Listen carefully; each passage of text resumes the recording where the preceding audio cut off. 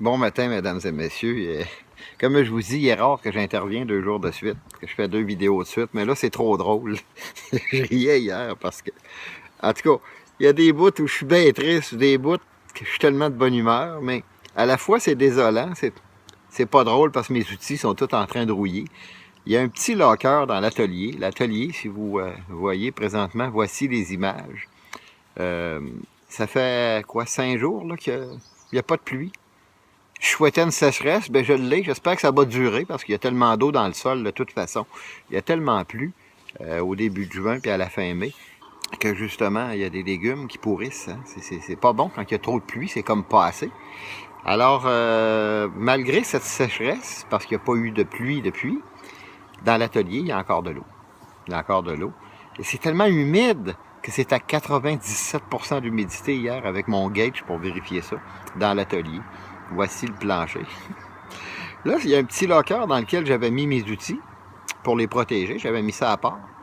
Parce que des fois, il y a des gens qui viennent, qui venaient travailler, puis qui pigeaient dans mes affaires. Puis, ce petit locker-là était au sec, là. C'était une place que je croyais la plus sécuritaire. C'est des portes en acier, c'est un mur en acier. Sauf que là, mes outils sont, évidemment, vous voyez le plancher. Fait que si je vais travailler chez vous avec ça, je suis certain que les gens vont me demander, coudon, as-tu récupéré tes outils sur l'épave du Titanic? Vous savez, quand le Titanic a coulé puis que les scientifiques sont allés sous l'eau à des dizaines et des dizaines de mètres, voire plusieurs centaines de mètres de profondeur, chercher les vestiges de l'épave, bien, mes outils sont ressortis comme ça. C'est à croire que mes outils, je les ai récupérés sur l'épave du Titanic. C'est incroyable, regardez ça. Moi-tu réussir? Là, il y a 2 petits serre-joints ici, ils sont jamais. L'équerre, ben, est illisible, bien entendu. La rouille a fait son œuvre. Et puis, regardez, on voit même plus les chiffres. Alors, ça, c'est détruit. Et beaucoup d'autres. Je ne m'éternise pas là-dessus. Un bâtiment comme ça, on ne peut pas éviter un système de chauffage énorme. Quand on est dans un lieu comme ça, il y a toujours une salle des machines qui est assez imposante pour ceux qui ne connaissent pas ça, pour les méconnaisseurs. Moi, je connais la plupart de ces bouilloires-là parce que, justement, j'ai eu plusieurs bâtisses comme ça, c'est pas la première.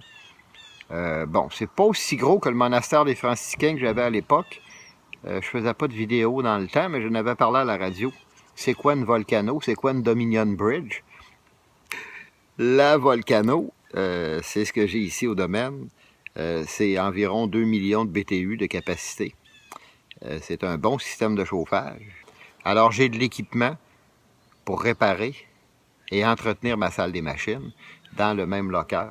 Et voici un moteur, un exemple. Un moteur avec une simple hélice de refroidissement. Regardez la rouille. Regardez la rouille aussi sur les conduits de chauffage supplémentaires, au cas que ça casse. Parce qu'on sait que souvent ça casse, c'est de la fonte, c'est des machines à haute pression. Et puis là, ben, c'est ça. Voici les coudes qui ont rouillé.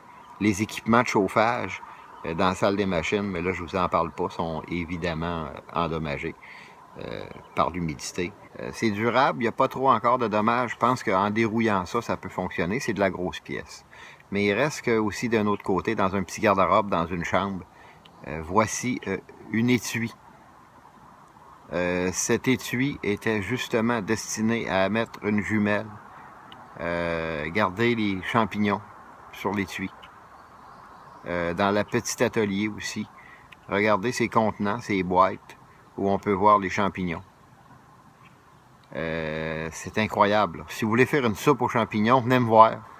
J'en ai partout dans la bâtisse. Je vais vous en fournir. Une bonne soupe aux champignons de moisissure.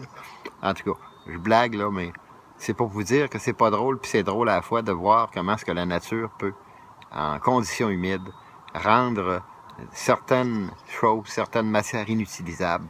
Tout ce qui est métal, oubliez ça, là. Oubliez ça. L'échelle, regardez l'échelle.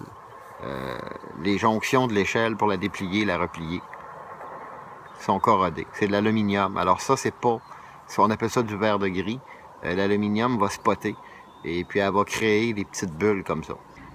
Fait que c'était juste pour vous montrer ça un matin. Pour vous montrer jusqu'à quel point, puis ça c'est comment je pourrais vous dire, la pointe de l'iceberg, dans le sens que il y a des choses que j'ai perdues qui sont irrécupérables. Là. Fait que j'ai perdu 3 ordinateurs de 1400 $ chacun. Joliment plate de perdre comme ça. Je pense pas à nommer tout le monde souvent. Janie, je te salue. Justement, elle trouvait désagréable que je l'ai pas fait. Il y a tellement de gens qui sympathisent avec moi, qui m'envoient des emails anonymement et que ça vaut la peine d'en parler, mais je nomme pas personne parce qu'il y a des gens d'une part qui veulent pas être nommés, qui veulent pas être identifiés. Ceux qui s'identifient sur mon site, qui font des commentaires, je me permets d'en parler parce qu'ils sont de toute façon identifiables, sont identifiés comme le commentaire d'hier. Alors au plaisir et puis je vous souhaite un excellent samedi. Moi je suis dans l'eau encore, dans l'humidité, mais ça va finir un jour. Bye.